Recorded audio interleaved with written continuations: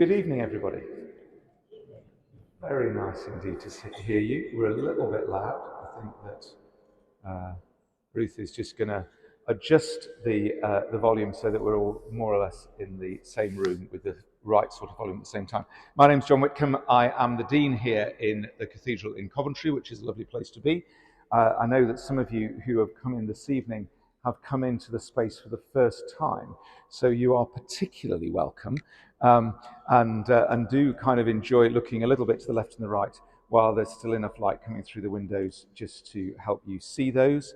The cathedral stems, as many of you and hopefully most of you will know, from the results of from the response to the destruction of the old St Michael's Cathedral as part of the attacks on England in the Second World War in November 1940. The old cathedral, St Michael's Cathedral, burnt.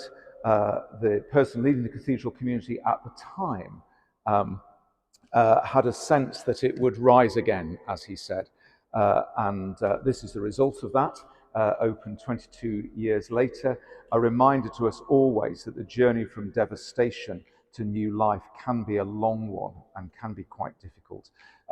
But here in the cathedral, that was a journey not just of resurrection, but also of reconciliation, of healing some of those relationships that had led to the first cathedral's destruction. And so by the time this new cathedral was consecrated in 1962, there were many representatives from Germany as part of that occasion, because that work had really gone forward. And that story frames so much of what we do here. I don't want to be glib about this in any way, because the scenes of devastation that we see coming out of the Middle East and other parts of the world are, well, devastating. Sometimes it can be hard even to open up the apps or the papers or to switch on the television because of the impact that it has on us of what we see. And that's, of course, only just a tiny shadow or reflection of the impact that it's having on the people whose lives are being portrayed there.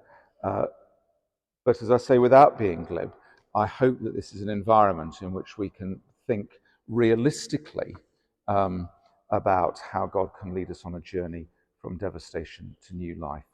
That's something that Daniel's going to be speaking about in a moment, and he will talk about it realistically, I know. If any of you have not yet heard it, please go back, use your smart speaker, and go back to approximately 10 to 8 this morning on the Radio 4 Today programme, when you'll hear an amazing summary of what Daniel said in St Martin in the Fields on Monday night as part of the Radio 4 Thought for the Day, in which he dissects, or at least there's reference made to Daniel dissecting the meaning of the word hope. The way this evening is going to work is that in a moment I'm going to hand over to Jamie, the CEO of Embrace, just to say a couple of things about Embrace and properly to introduce Daniel. Daniel has got up to 45 minutes to speak.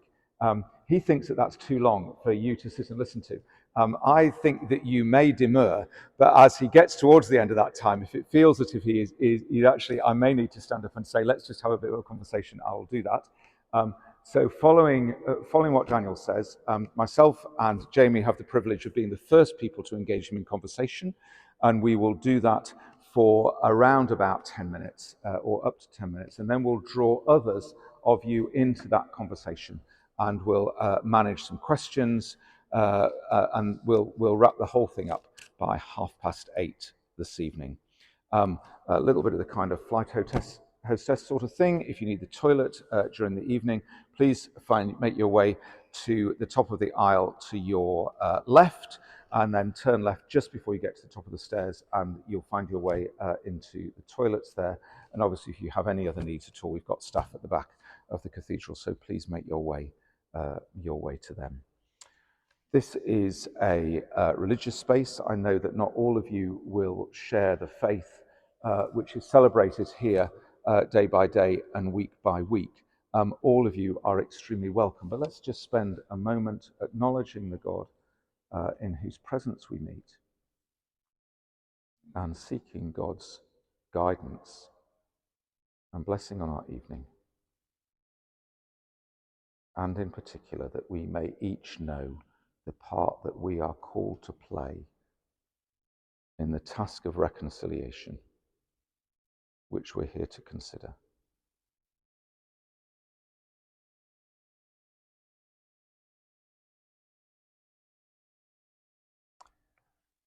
Amen. Jamie. John, thank you so much. It's a real privilege to be here and to see another group of people who've turned out to listen to Daniel and to engage with what are some really difficult and slightly intractable issues. So my name is Jamie Eyre. I'm the Chief Executive. I keep giving the wrong title. I've been working for Embrace for about a decade now, and I keep calling myself Director of Programs, but I'm now the Chief Executive. Embrace is a Christian organisation based in the UK that partners with tremendous local Christians across the Middle East. We work with 40 or so local organisations, working to serve them and to walk alongside them in their ministries and their social missions. Daniel is one of those partners, somebody that we've known very well and for a long time. Daniel is half British, half Palestinian, Israeli. He's a Christian leader who was born and raised and continues to live in Jerusalem. Daniel is also the executive director of Musalaha, an organisation that we've partnered with for a long time, a faith-based organisation that teaches, trains and facilitates reconciliation, mainly between Israelis and Palestinians from ethnic and religious backgrounds. You'll find a little bit more information about Embrace on your seat. Please take it home and read it. If you already receive it, please take it home and give it to somebody else. You might even find Daniel quoted in there. And without further ado, let me hand over to Daniel. It's a real privilege to sit alongside you and hear you this evening. Thank you.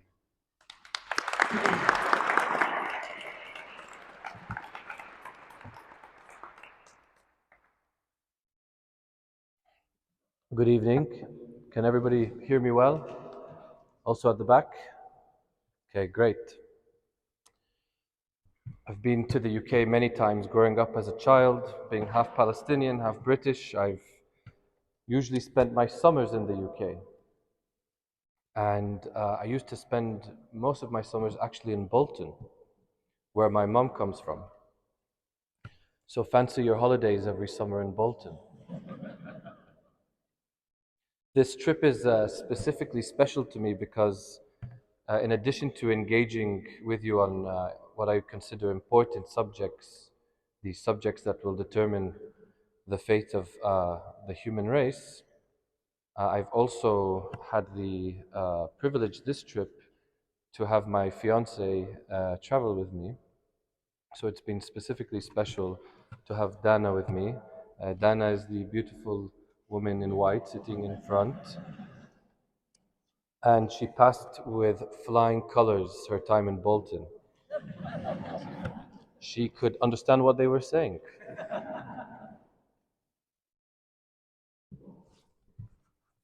I've been asked to speak about, in different places, hope and peace and reconciliation.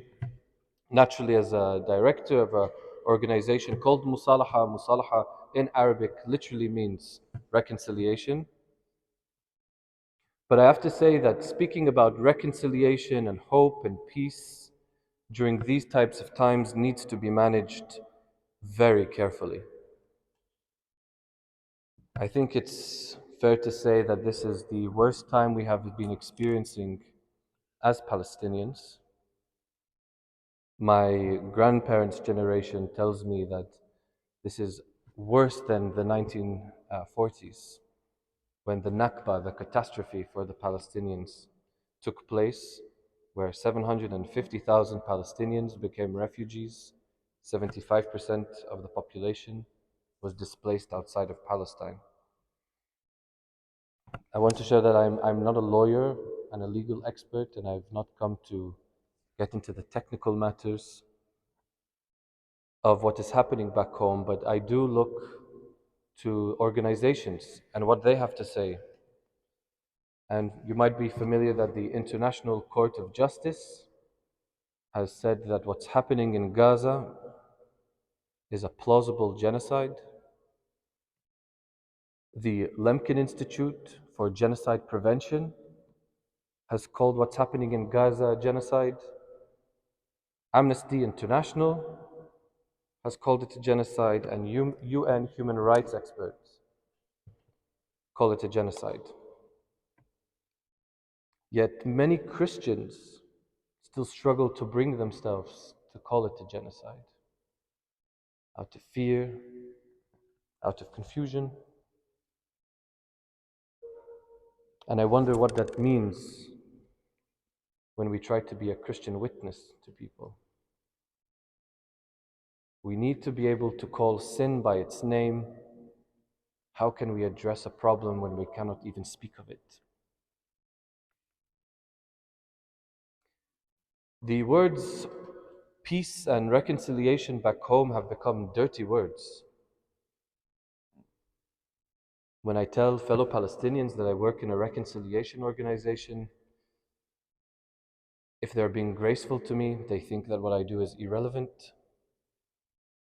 And if they're not being nice to me, they think that peace and reconciliation have become tools of the colonizer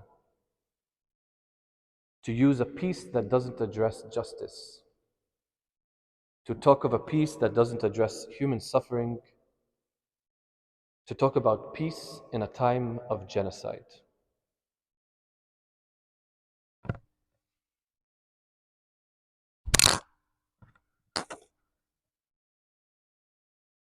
Today, you probably wanted to hear of me speak of peace, the prospects of peace. Do we have a chance for peace? But I ask myself, why do we always need to jump so quickly to peace? At St. Martin's in the Field, the first question I was asked after I shared about all the suffering that's happening in Gaza was, well, do you think we should have a one-state or a two-state solution? We jump to the solutions. We jump to peace. We jump to hope.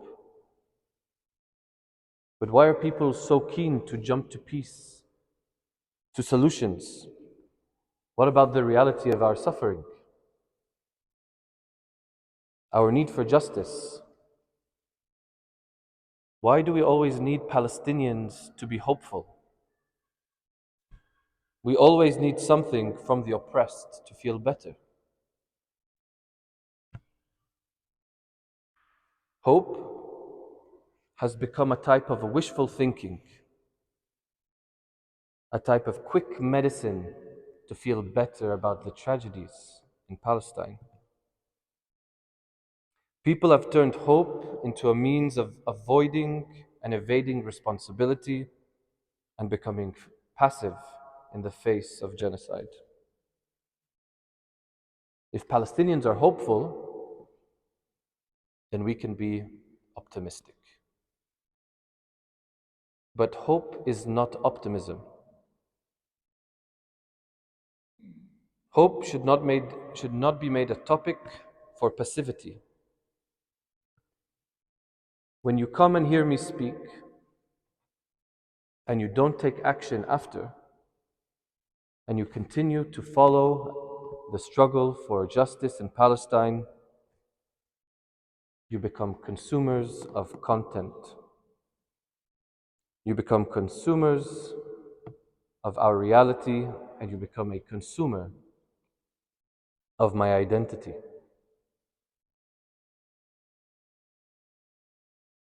And as a result, as Palestinians, we become products of your consumption. Our situation becomes a product, and our identities become a product. And people start consuming specific aspects of the struggle and others not.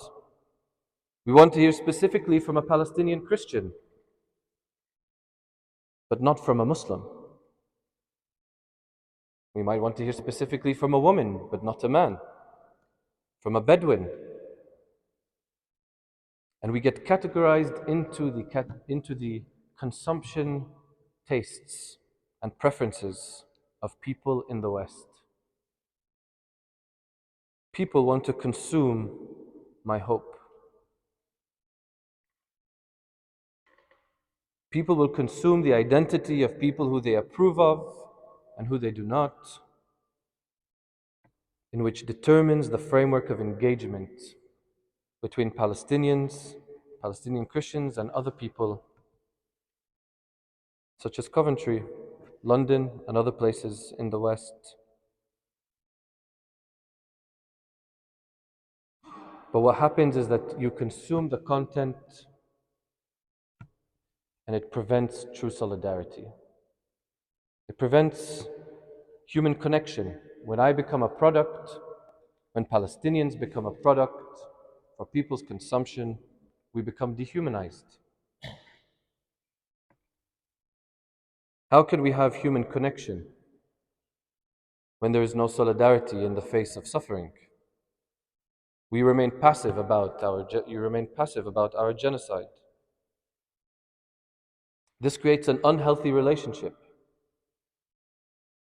And you see in many cases Palestinians who start to sell themselves. You see Palestinians embracing the consumer product dynamic.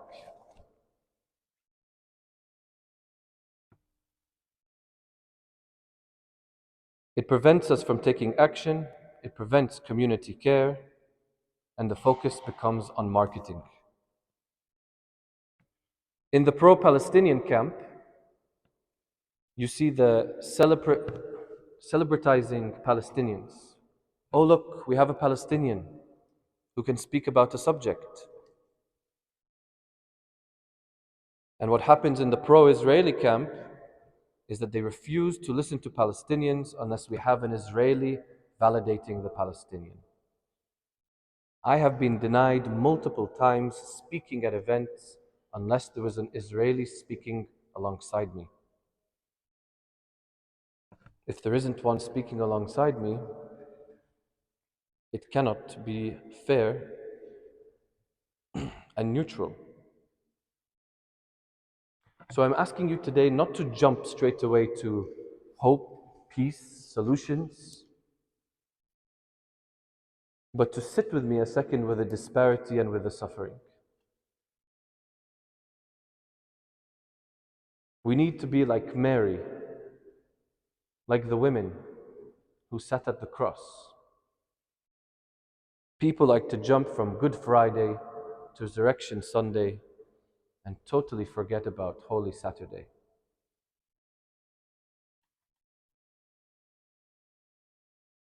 We forget that hope and peace have to be honest. And hope has to come from the disparity of reality. We need to take suffering seriously. I find myself at times not knowing how to deal with all the suffering. The moment Dana and I were on the plane and landed in the UK, the first thing that we did, we cried. We cried, and that was the most human thing to do. If you're familiar with the story of Jesus, who was called by Mary and Martha, told about Lazarus and his death, they told him, please come and see Lazarus. And Jesus knew he was going to resurrect Lazarus. He said so. But when he saw Mary and Martha and the people crying at Lazarus' death, what did Jesus do? He wept. Jesus wept even though he knew he was going to resurrect Lazarus. He did the most human thing. So at this time, it's been a struggle. My faith has been stretched, but I've realized that true love is staying close to Jesus, staying close to God, even in the most painful and dark times.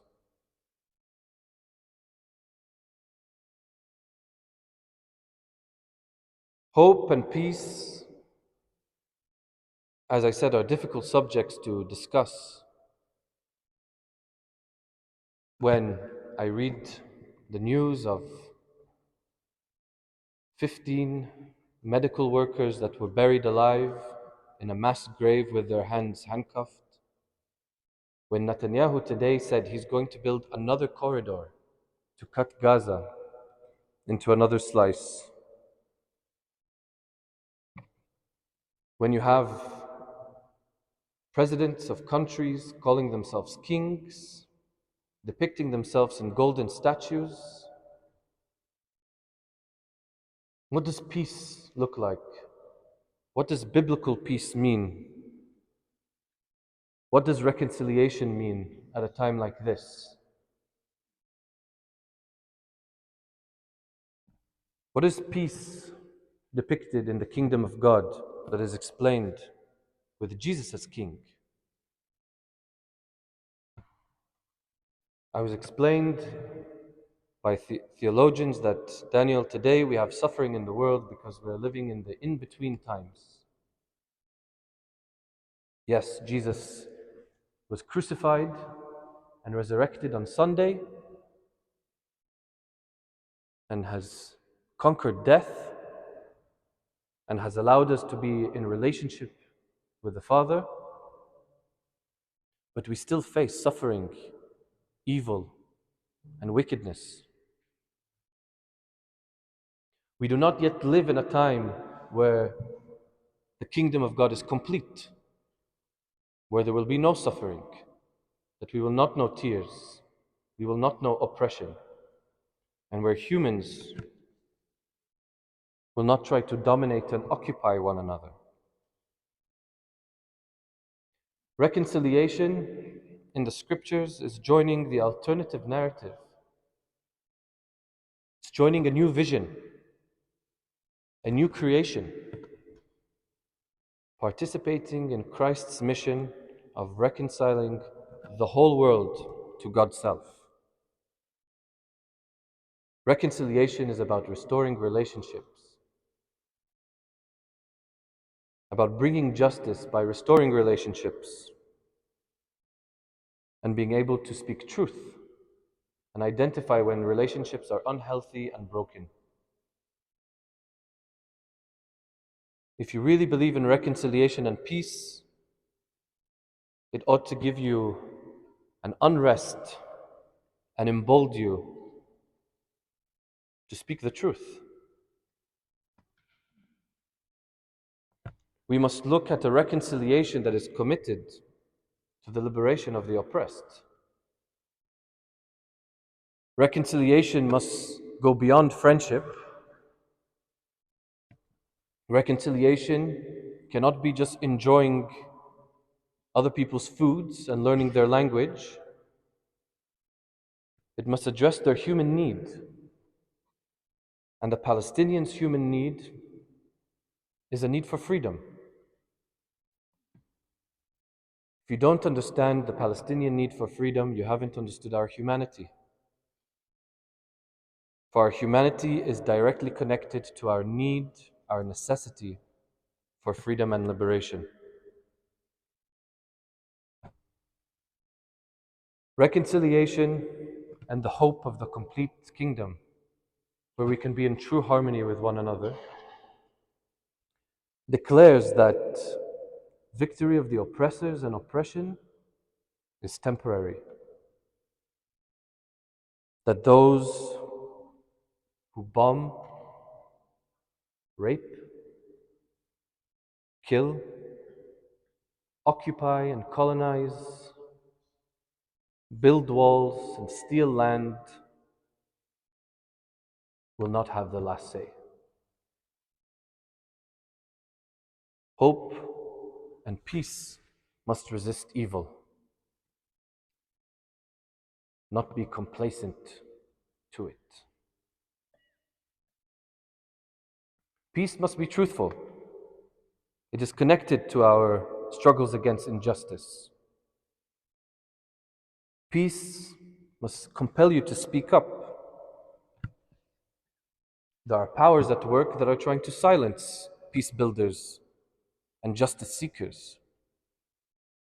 You might be familiar that last week or a few days ago, some Quakers got arrested. Quakers getting arrested was a new one for me. When they learned that they were planning to take action for Palestine, they were silenced. People are being arrested back home, left and right. Dana's best childhood friend was fired from his job for posting a post in solidarity with the children of Gaza and Palestine.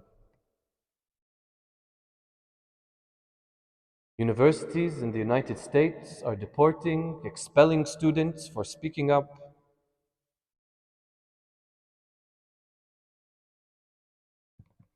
And the Oscar, have you heard of the Oscar-winning documentary No Other Land? If you haven't, I recommend you watch it. One of their directors, who is depicting the colonization and the displacement of a place in southern Palestine called Masafir Yatta, he was lynched by settlers, Israeli Jewish settlers.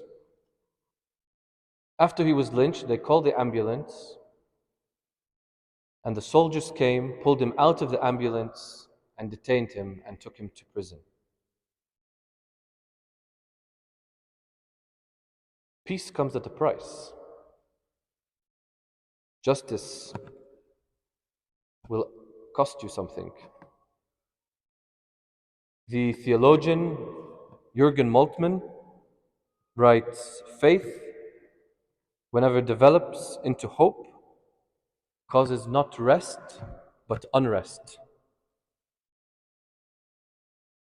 Hope draws us from passive comfort into costly solidarity.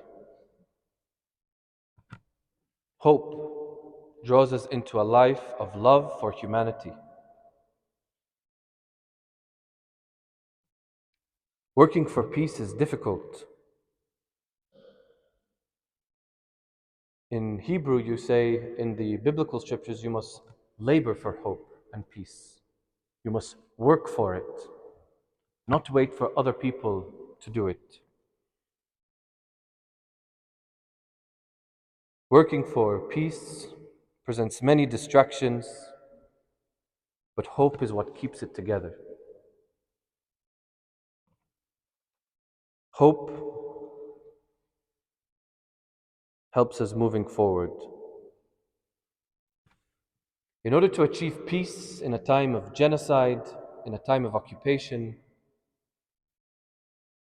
peace requires us to exercise our imagination.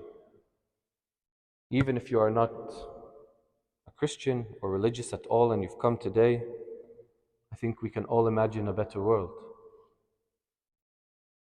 If we can imagine a better world, it means that we can achieve it. How we act now in the present is shaped by what we believe the future can be. Don't be deceived. Imagination is not a neutral space. We need to challenge people imagining a reality of segregation and supremacy. Peace and imagining peace must have a reconciliation, and a type of reconciliation that is loving. When you imagine a way that we can be equal, you see your enemy through the lens of humanity. Imagination of a shared land shapes the way we interpret and act in the present, yet be aware of the powers that colonize, that seek to control, limit, and manipulate your imagination.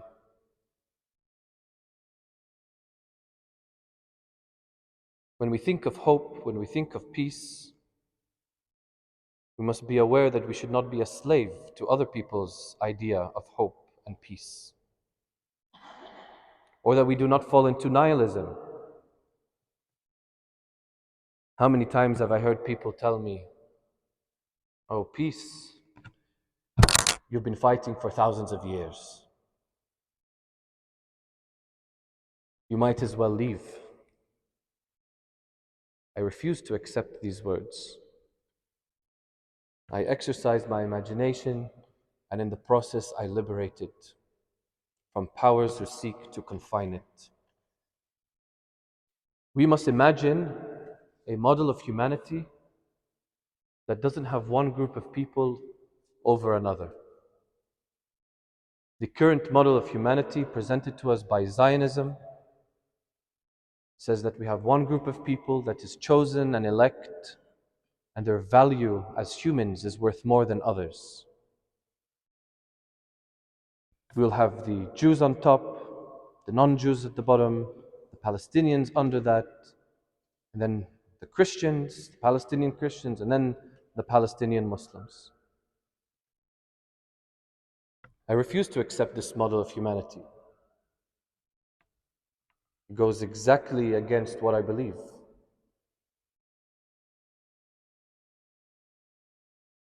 In the model of humanity presented in Jesus, there is no male or female, Greek or Jew, slave or free. Paul is not writing about a race, gender, class blindness. He is speaking of a family that doesn't have oppression and does not discriminate one another. That we all become equal in the family of God. But peace is going to cost you something. It's going to require of you something.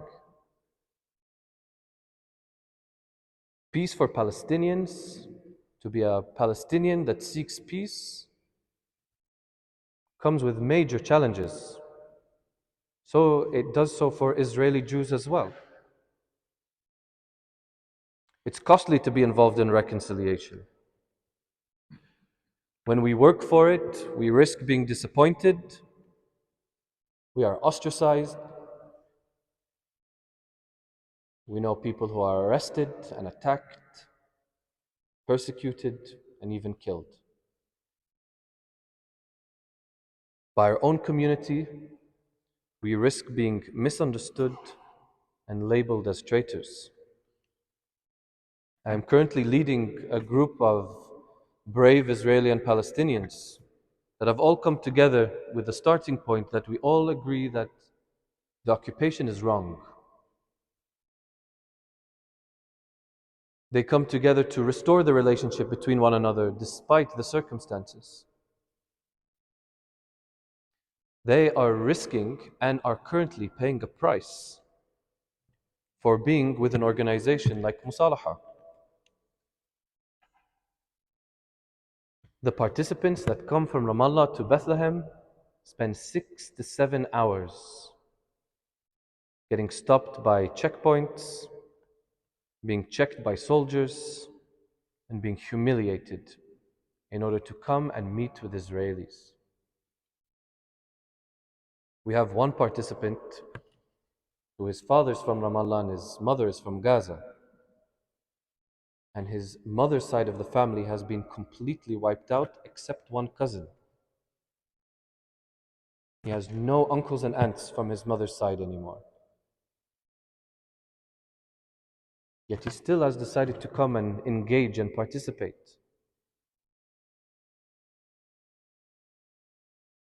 With the Israelis who come and join our projects, they also face challenges. Some of them have been rejected by their parents and siblings and excommunicated by their families because of their commitment to reconciliation. Childhood friends have dropped us, and people have smeared their reputations and names. People have been fired from their jobs. It has been a difficult time to stand for reconciliation. And I have to say that you in the UK will also have to pay a price for reconciliation. Solidarity with the oppressed asks from you a cost. In Palestine, you are a part of the problem. Historically, and also today. You are not far away. Your government is directly involved and connected to the genocide in Gaza. People often get surprised when I share with them that the British military base in Cyprus has offered more surveillance for the Israeli army and intelligence with planes that have been flying over Gaza than the Germans and the Americans.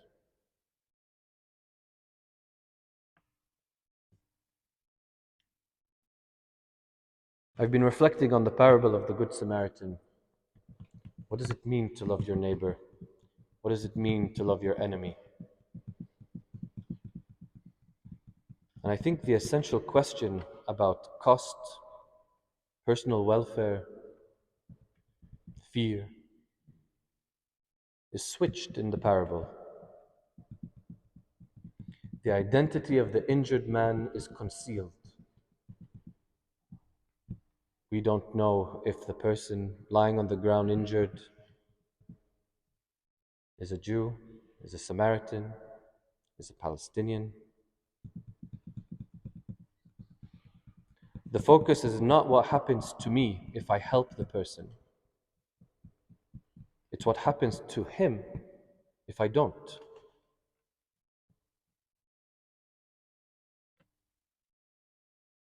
I fear for those who follow the path of the Levi and the priests in the parable, see people suffering, on the ground, helpless, injured, and walk past.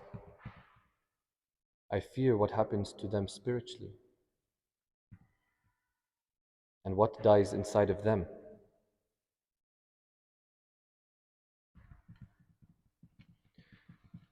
Joining the work of reconciliation will cost you. It cost Jesus' life to reconcile the world to God's self. And perhaps this is what he means when he writes and says, when Matthew writes, "Whoever wants to be my disciple must deny themselves and take up their cross and follow me. For whoever wants to save their life will lose it, but whoever loses their life for me will find it." Thank you.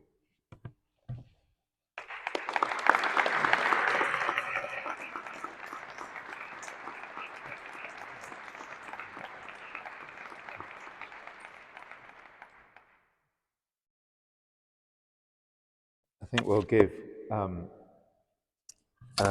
Daniel a moment to sit down. So I'm going to just offer a brief response, and then Jamie, and then we'll invite Daniel back up to share this space with us. So I think listening to what you said, so many different challenges for us, and I found myself wondering in the midst of this. I guess what would you like from us? And I'd be interested to hear about that in a moment. So, what would you like from us? Because I think that one of the things that we'd like to do, but we may need some help with, is how to avoid doing the consumerist thing. You know, so we go home, we go, oh, we listen to this amazing Palestinian Christian. And I know that I've been guilty of that.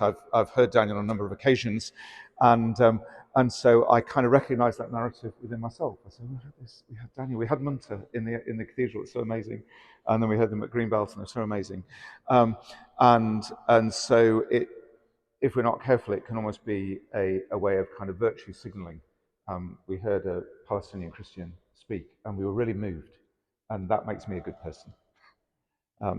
So how can we take that energy and do something else with it?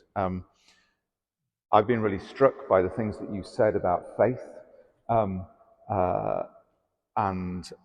we'll be interested to know a little bit more about how you, if you're happy to say it, a little bit about how you are able to sustain yourself as a Christian in this circumstance. I think here in the cathedral we know that although it's not visible to everybody, the fact that we start every day with morning prayer and Holy Communion between 8:30 and 9 o'clock in the morning is fundamental to our life here.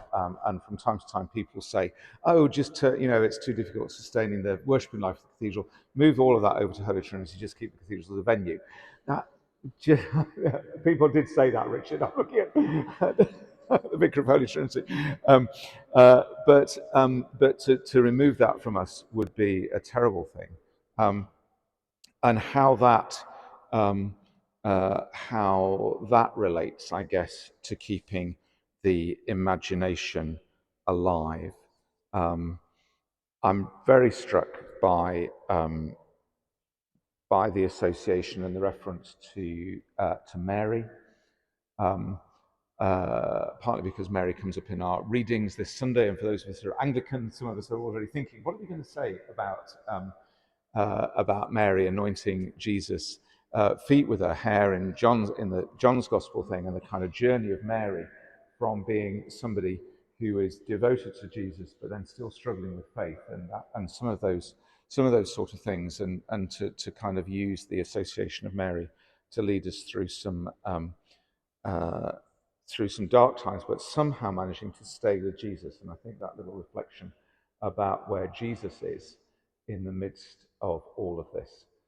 I've got a couple of practical questions as well, but I'm going to leave those until we get into conversation. So I think those are some of my initial responses, and just that sense of gratitude of you inviting us to share a little bit in that journey with you. So, Jamie. John. Daniel, thank you. I feel a bit of a fraud. I've had the privilege of listening to Daniel several times this week, and I'm still wrestling with what I've heard.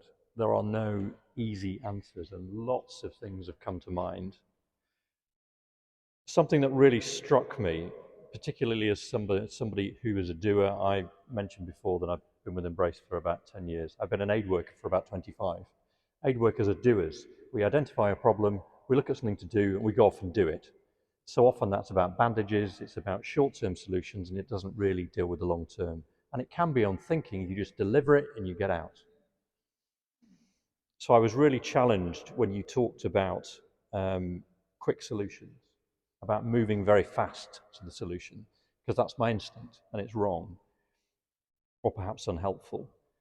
A colleague was recently doing a broadcast for Radio 4, and she had to stand in front of a painting, and she asked me about it, and I asked my history of art daughter to suggest something I should read, and the painting is a Rembrandt that's in the National Gallery. And what I didn't know is there's also a study for it in the British Museum, and it's called Lamentation over the Dead Christ. And let me just read, I scribbled it down because it just came to mind as you were talking. One of the curators says, Christ's body has just been taken down from the cross. His family and followers mourn over him, a moment known as lamentation. The central group here are defined by their expressions of intense grief. And then the curator writes, the laborious processes of these lamentations must have meant Rembrandt was invested in the subject. And it just kind of struck me as I was thinking about that as you were speaking. It's kind of a strange reflection, but it gave me something tangible to grasp on. Whether Rembrandt really was bothered about Lamentations or not, I don't really know. But he clearly invested in the subject that he was working on. He spent time doing it.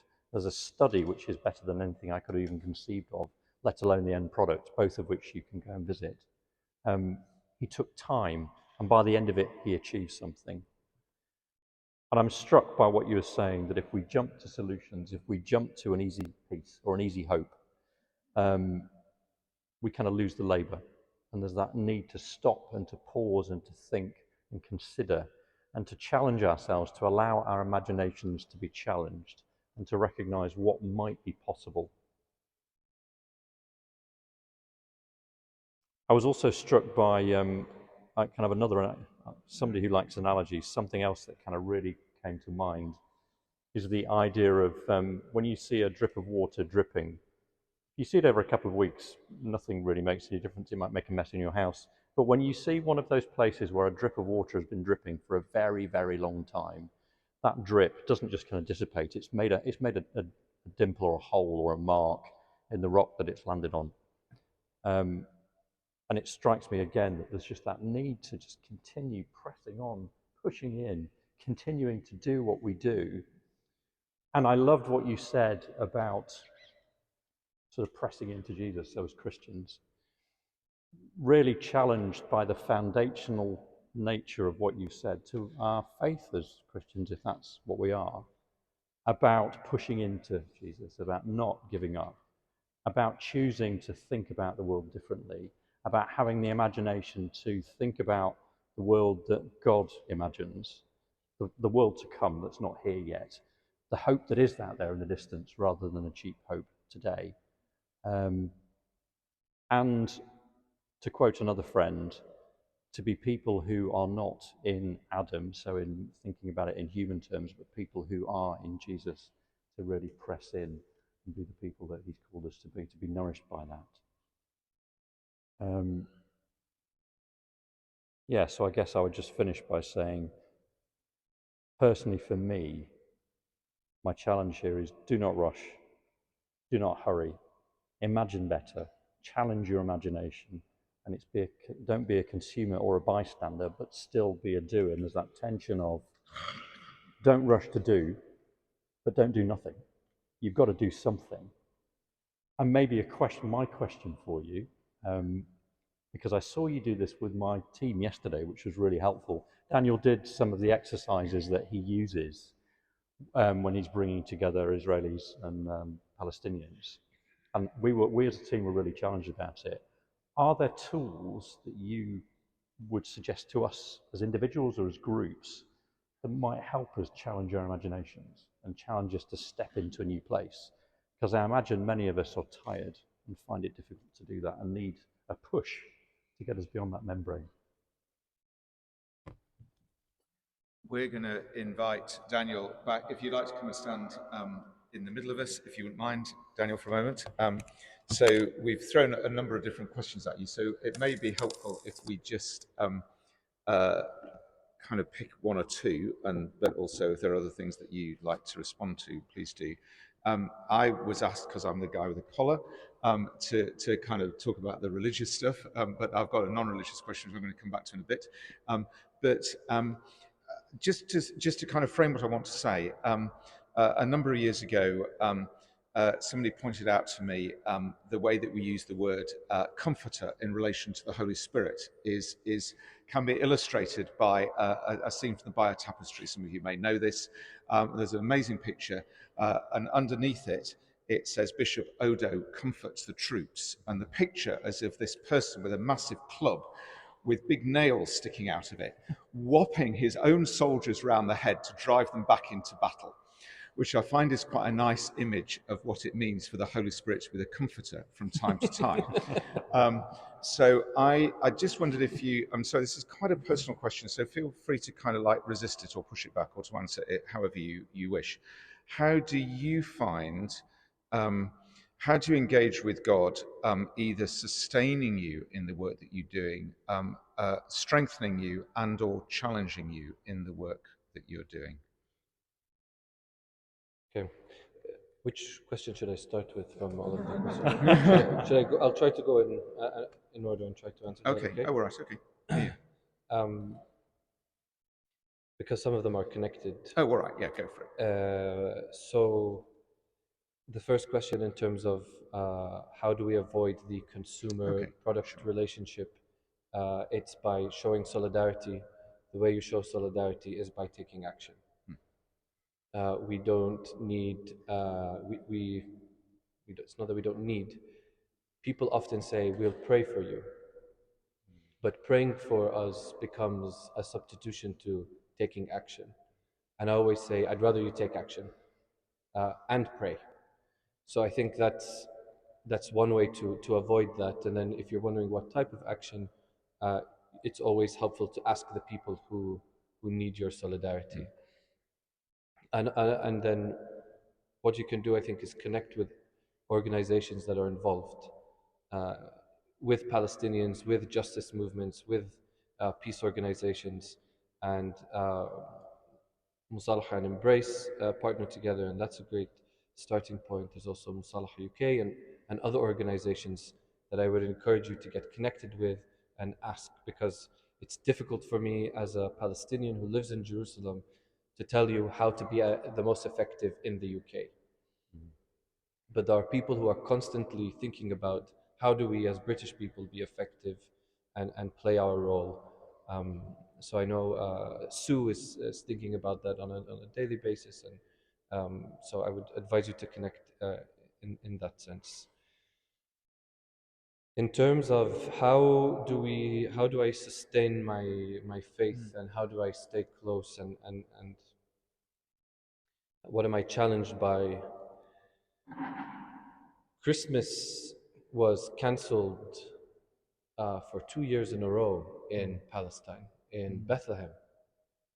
Christmas, where Christmas started, the birthplace of Jesus. And it's been some of the most meaningful Christmases I think we've ever had, when we removed all of the capitalistic consumer components that tend to infiltrate the message. And it's provided us an opportunity to ask ourselves, where is Jesus right now? Where is God? And if he was born today, where would he be born? How would it work? And I think the first part that's been sustaining my faith is that I'm honest with God. I'm angry, and I ask the first question, where are you? Where are you in all of this? And how could this happen? And I lament. And my ability to lament has been something that has sustained me, because in the process of lamenting, I think it's difficult to see God, and it's difficult to hear God. And Mary, her eyes were full of tears when she saw Jesus crucified on the cross. And in addition to that, Mary, when she went to the tomb and she met Jesus, she didn't recognize his voice when he spoke to her. And I was always puzzled. How come Mary, who spent with him so much time, couldn't recognize Jesus? And I think similar to Mary, many Palestinians are saying, it's hard to see God right now. We're full of tears. It's hard to recognize God's voice right now. But faith is, despite that, continuing to ask and to pursue. It comes from a place of uncertainty and not knowing. We at home as a family, we ask ourselves these questions. We grapple with it also at work, and it's been a huge challenge. But what many Palestinians have been able to do that were not necessarily religious before is, when they look at the crucified Jesus, there's an identification. As Jesus was killed by empire, by the Roman Empire, so are Palestinians today being killed by an empire. The bombs that are being provided to drop on Gaza are from the empire. And at a time where Jesus' disciples, the male disciples, except John, according to John, betrayed him and left him, I think there's a similar feeling with Palestinians right now. our Christian brothers and sisters have run away in the most crucial time when we needed them. So when we read these stories, we're not speaking of a faith that is expecting everything in life to go well, and if it doesn't, we then abandon God. But it's reading the scripture and saying, in our lived experience as Palestinians, we are identifying with the stories, and they are giving us power to continue, and they are giving us power to speak up. And those are some of the ways. I don't know if that answers the really, question. that's thank you. Yeah, that's really I did answer. I was sort of thinking very practically around tools, but I'm going to pause that for a second because something practical that came to mind as you were talking about, in terms of things that we can do, and often we don't see the things that we do put together. We ran a letter writing campaign just before Christmas, Advent Not Arms, and it was all about getting people to write to their, or to sign up to say to the British government, you need to stop selling bombs, F-35 parts, other things to Israel. What you wouldn't have noticed when you signed up to that is the impact that 1,200 of those did together. We put this together, and for the first time, somebody in the Foreign Office was willing to talk to us. So if one person had done that, it wouldn't have made a difference. But the fact that 1,200 people did it, and they did it in isolation, they came with us together, the collective ability to open doors for us and for other organisations. So when there are particular things, actions asked, simple actions which will cost you nothing, maybe take you 5 minutes to do, put it together with 1,000 others, the difference can be felt. Very simple, very practical. There are probably not enough of those opportunities, so we need to work on that. But when you see them, please take them up. I have if you would indulge me to ask a question, and I found myself thinking about this, I think, when I heard you speaking with us earlier today, or maybe when we were talking last night. I'd just like to know how you respond, I guess, to this challenge.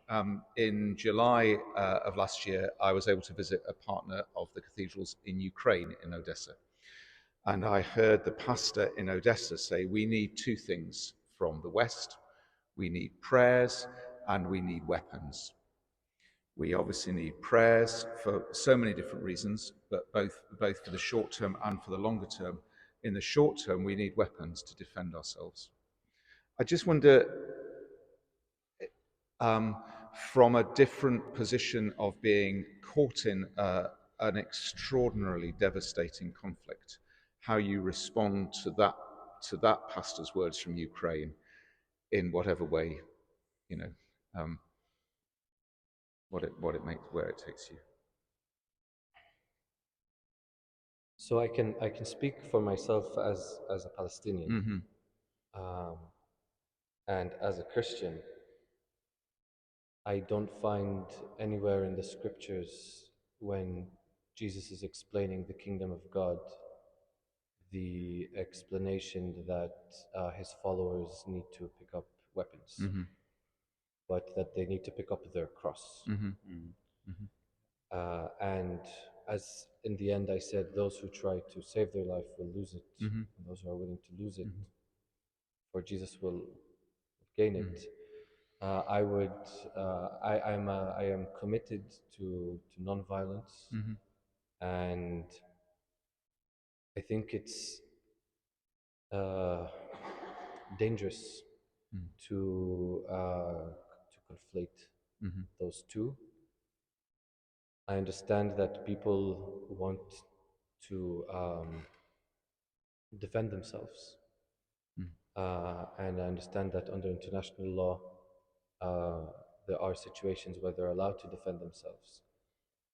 But I'm speaking for myself as a Christian. I think when we use violence and weapons, we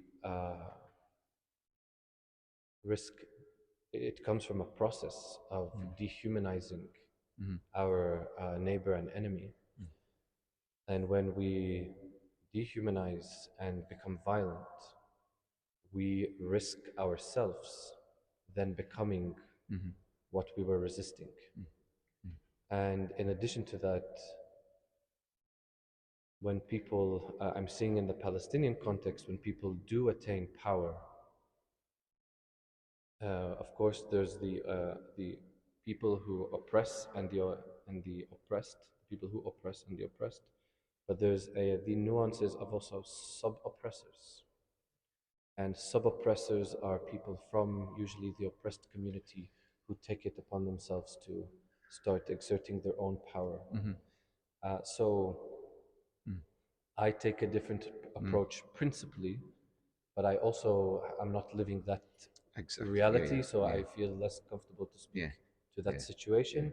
But principally, from where I'm coming from, I feel comfortable to say that. Thank you so much. So going back to the idea of imagination and how we can spark it, are there tools that you use individually or with your team to help them reimagine and get their imaginations going? Because you're living right in the middle of this. I think I don't think we do it often. I don't think that we do it often enough. But I think that the imagination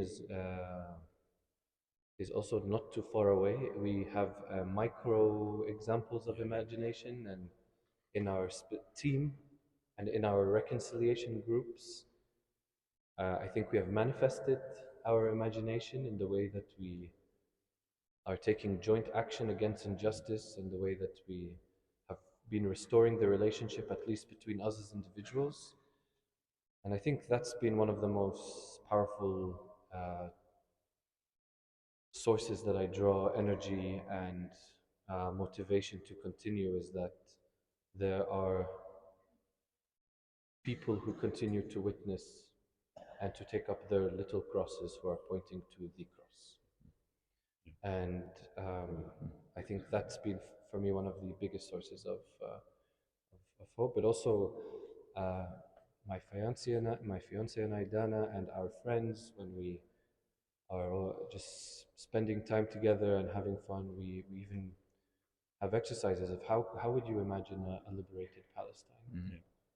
And I think that we start getting into the fun little details, that we'll have our own Palestinian airlines and Palestinian trains like any other people would have. But I think that a key component of when we imagine is to keep in mind, where do our neighbors fit in our imagination, and is it a loving imagination to our neighbors and enemy? And if it isn't loving. And I think that's where we risk developing hatred. And it's been really difficult not to develop hatred. You have to continue keeping yourself in check, because if you want to be human and also connect to the suffering, it really takes a toll. And anyway, it's difficult. Thank you. It's a process of testing and checking, isn't it? So you're exercising the imagination muscle, but also always thinking about the impact and the potential, all the way it fits with the other. Thank you. I love that thing about exercising a muscle, and I think when you talked about exercising it before, we should open up to some other questions. We've got a few minutes. We've got a couple of roving mics, so if you'd like to wave, we'll try and get a balance of questions. Anthony has one. Shall we just, it'd be great if we could get a woman as well. We've got three men, very quick to put their hands up. So Anthony was the first, so let's start with Anthony, and then if we could have a woman to follow on that would be great. Can I just ask, please, that people give questions and briefly. Make statements and can keep it brief. Thank you. So Anthony's got the first question.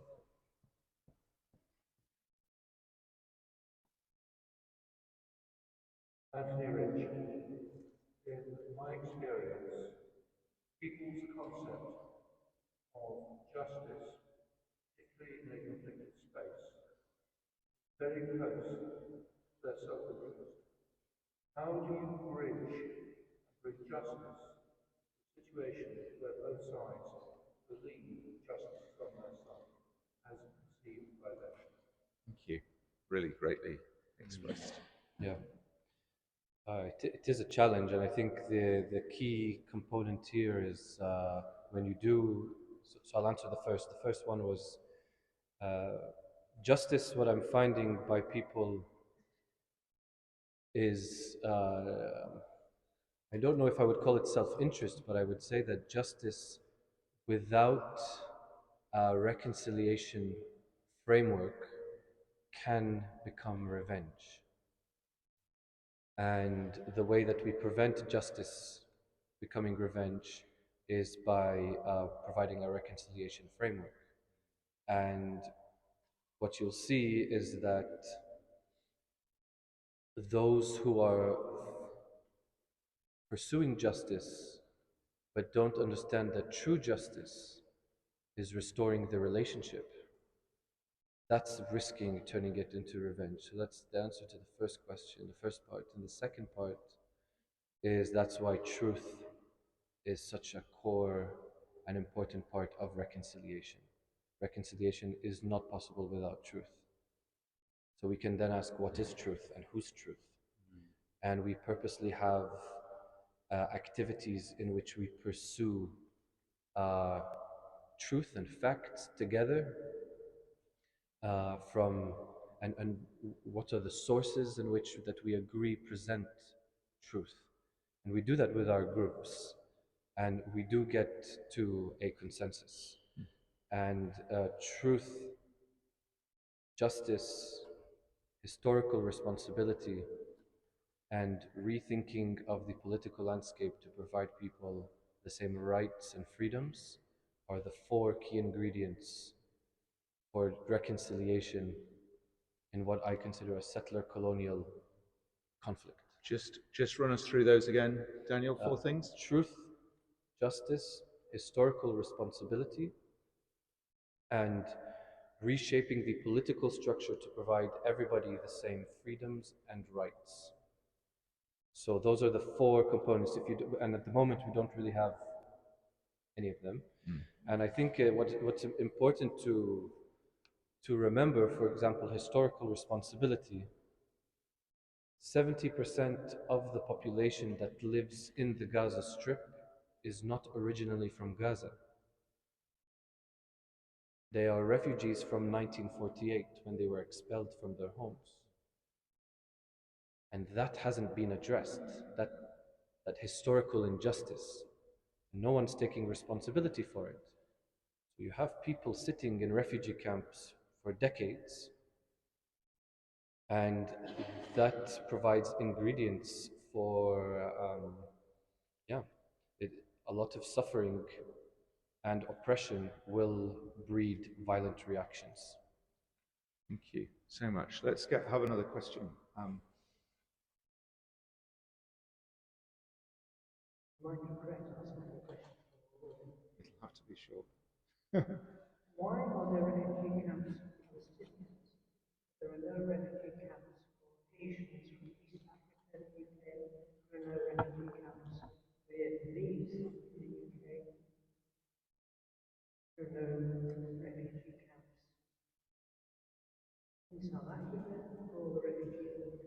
I'm not sure I understand the question, but maybe Daniel does. Why are there refugee camps for Palestinians?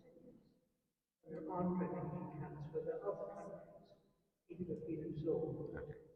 I cannot answer for all the other contexts that you spoke of, but I'll speak for the Palestinian one.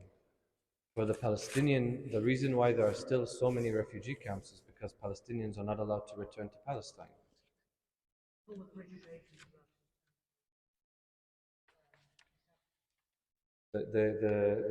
I don't know about the other context that you speak of, but the Palestinian context is that you have people that have been expelled from their homes, 750,000 people in 1948, and they have not been received citizenship and rights in many of the countries that they live in. And they have been displaced in their own home. So that is the reason why there are refugee camps. Why there aren't any in other contexts such as the UK? Thank you. It feels like touching a bit of a fine line between a statement and a question. I'm not sure whether the answer was what you were looking for, whether you wanted to just point out the question. Paul.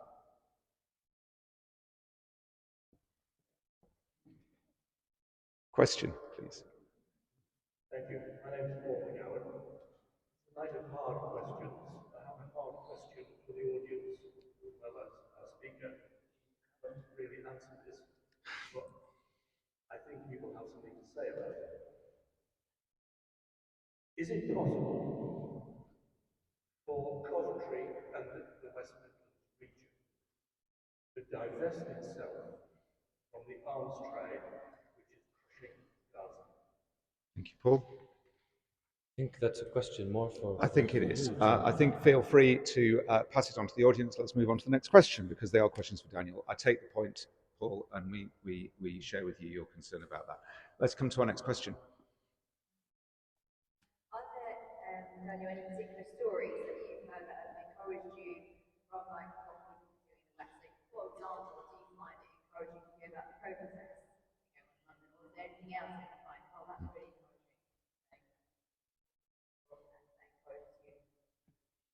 Yeah, I think generally speaking, when people take the streets and are protesting, that is extremely encouraging. And to see that people care, that it's in people's minds and it's led them to action, is one of the main sources of encouragement for many people, because we are talking about an international ecosystem that has allowed this genocide to take place, but it's really encouraging to know that there's a sub-movement that is resisting that and that is not accepting that narrative. And you'll see that Palestine hasn't just become about Palestine. Palestine has become about challenging the elite, the establishment. Palestine has become about challenging capitalism. Palestine has been about challenging colonialism. Palestine has been about challenging imperialism. So Palestine is not only Palestine, there's a global movement that seeks a decolonized world.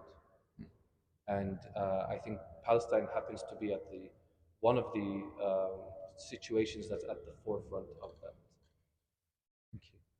Another question. Yes, just behind Paul. Can't see you, sorry. I wonder what your views are concerning the proposed national initiative. What sort of links do you have when talking about Britain's, for instance, second in Germany? I don't have any direct links. I don't have any direct links, and I think that one of the main problems that Palestinians have is that we don't have a political project to invest our efforts in. And I think that young Palestinians like myself want an alternative Palestinian political project to support, and that is missing. So what you find is that because there isn't a political project to support, many people then move to identity formation and advocacy. So yes, ideally what I would love to see is a Palestinian national liberation and reconciliation movement that would pick up traction amongst Palestinians. And I think that the part of the way forward has to be through that means. Could I just follow that up for a moment? So do you think that what part, if any, do you think the wider world has to play in seeing that come to fruition? I don't think we're there yet. I think where we are is that we have to first put pressure and have governments stop Israel from committing genocide. Yeah. And also end the colonization of the land and end the occupation. Mm-hmm. That's where we are in the conversation. Yeah. Okay. But through that, I do hope that there will be a movement and a leadership. Once that comes into place, then I think we can answer that question. Yeah. Okay. Thank you. Thank you. My goodness is a very strong advocate of the single state. Thank you. I think you might have missed Daniel's opening words where he said the first question was about single or two states. Do you want to say anything about that, Daniel? Yeah, I generally don't think that now discussing one two-state solution is the purpose of me coming here to speak. And I'm not a political analyst. I'm a reconciliation believer and practitioner. And I have to play that role. And I think that asking me what is my stance on a one or two state solution distracts a little bit from the point that I was trying to make, is that we're going through a genocide. So I will respectfully answer it that way, and I mean it with respect. Thank you. Yeah, gentleman in the middle. And then we'll probably just have time for, let's see, one or two more. Just a question. When you talk about sub-oppressors, I don't really understand the situation. I get the impression part of the problem must be helping those who are oppressed not becoming part of the problem of being involved with sub-oppressors. Assuming that when you're bringing Palestinians together, that they are people who are not really actively involved in either side, but are feeling more close to each other, to help prevent people moving into either more militant or becoming part of the problem. So the Palestinians who join our projects do feel Palestinian on every level. They don't feel any less Palestinian than other Palestinians. And same for Israeli Jews. I think I would recommend, if you do have the time, an excellent book that has helped me and guided me is a book that was written by a man called Paulo Freire, Pedagogy of the Oppressed. And he writes it from a class perspective, that poor people in Brazil always imagined their liberation from poverty as being then exploiters of the poor. And is trying to say that when the oppressed try to liberate themselves from poverty, we need to not imagine our liberation as then becoming the next exploiters and just a switch of roles. So when I talk about sub-oppressors in my particular context, I think that an example of that would be the Palestinian Authority, that is a sub-oppressor and is also silencing Palestinian resistance and movement to Israel's occupation. And I would also consider Hamas a form of sub-oppressor, in which Hamas offers a different model of humanity, but it sort of, in a way, reflects its relationship to Israel, where we're then going to talk, instead of Jewish supremacy, of Islamic supremacy. And the way we avoid it is by not imagining of one group of people being over the other. We imagine a new model of humanity in which, if you want to liberate yourself from poverty, from oppression, it doesn't mean that then you become the oppressor yourself. I'm very, very critical, because I think it's key for the Palestinians to be critical and to self-reflect in our resistance. Because look what happened to the Jews.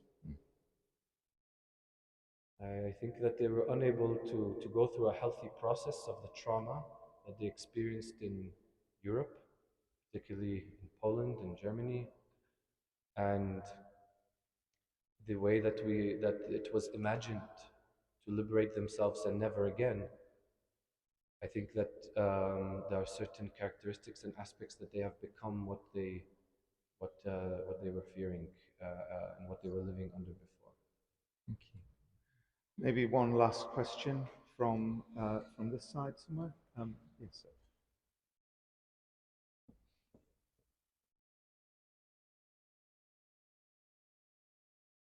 My name is Sigi. I'm from India.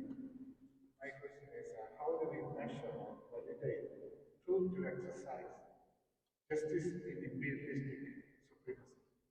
I'm sorry, could you just say the question again for us? How do we measure or validate truth to exercise justice imperialistic supremacy. Did you catch that? How do we validate, measure? How do we measure justice? Measure truth Truth? to exercise justice. How do we measure truth to exercise justice? Yeah, in supremacy, in imperialistic supremacy. In imperialistic supremacy. Okay. So a question about truth and justice in imperialistic supremacy. I feel that maybe Daniel said some things about that, but I don't know if there's anything else that you'd like to add. Is it about challenging the imperialistic narrative that you're trying to raise? The part that's throwing me off or that I'm not understanding is the measurement of truth. What do you mean by measurement of truth? How do we, which narrative we take? Okay, so is it about which narrative we choose? Okay. I think that the narrative that will usually resist empire is the narrative of the oppressed and the narrative that we see in the scriptures, at least in the Christian scriptures that I believe in.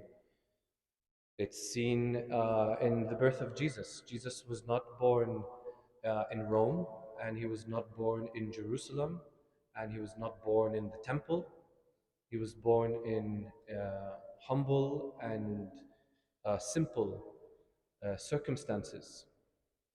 And the people who were supposed to recognize Jesus' birth, the religious establishment, didn't see it, and those who did see it ignored it and actually tried to kill him.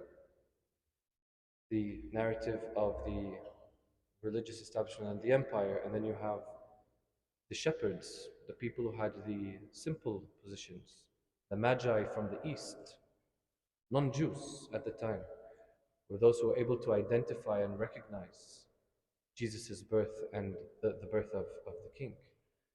So that is the narrative that I take, and I think that's consistent with the whole narrative that is presented in scriptures, and Jesus being the ultimate example of somebody who identified with the oppressed by being God, becoming a human, and then even a slave, and being willing to get killed for the sake of other people. So that's the narrative in which I draw from my faith, and the narrative that I find challenges empire to its core. Thank you. We are just approaching the end. I'm going to ask, I haven't warned him about this, so I'm going to ask Jamie if he, for each of us, maybe if we have either a closing question or a closing remark, maybe from Jamie and then from me, and then to leave the last word to Daniel if there's anything else that you'd like to say just as we finish. I think the thing that I'm most challenged about is don't look for quick solutions, but to labour in difficulty, to labour in lament. It's okay to do that, and we should do that. Don't turn away. So somehow, don't commodify, but also keep looking. But then work on a process within yourself where you're learning to stretch your imagination and then do something about it. I love the kind of the way that you kept returning us to imagination. One of the writers that we use a lot in the cathedral, Daniel's recommended the Paulo Freire book. One of the books that we always try and recommend is a book by John Paul Lederach called The Journey Towards Reconciliation, also published as Reconcile. And one of the things he does is take Psalm 85, verse 10, I think.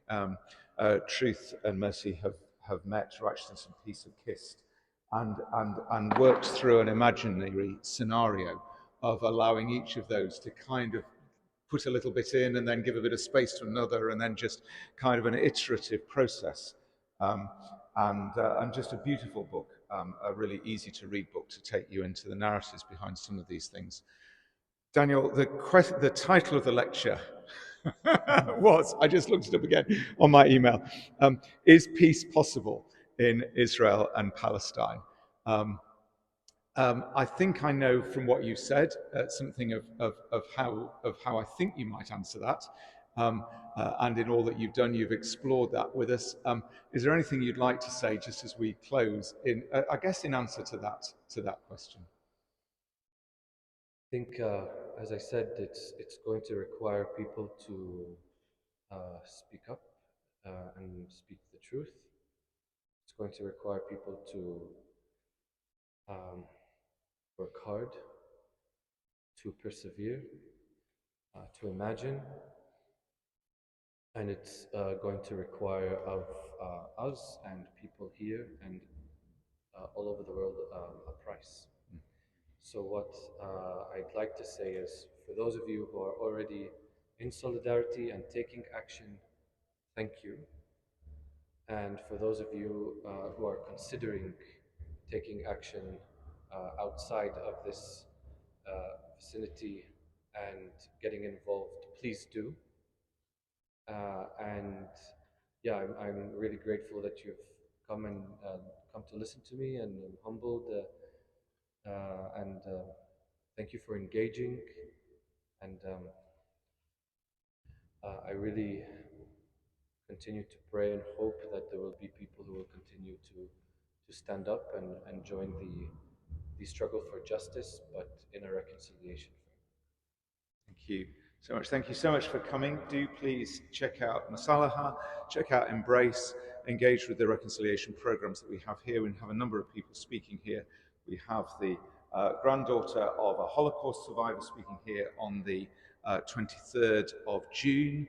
So that's going to be, again, just helping us reflect and to engage some of the hard questions about the history that all of us inhabit in different ways. But just for now, thank you so much for coming, and let's just show our appreciation to Daniel. Thank you.